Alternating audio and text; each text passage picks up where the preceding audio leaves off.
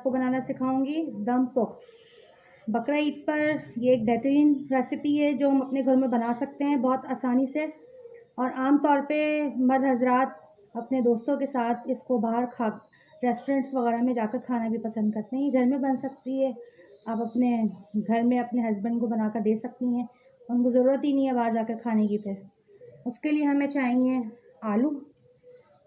ये हमारे 4 से 6 आलू हैं, 5 टमाटर, 1 नींबू हमने लिया है, लहसुन लिए हैं, अदरक लिए हैं, 1 बड़ी प्याज ली है, हरी मिर्चें हैं 15-20, और ये हमारे पास है काली मिर्चें और नमक।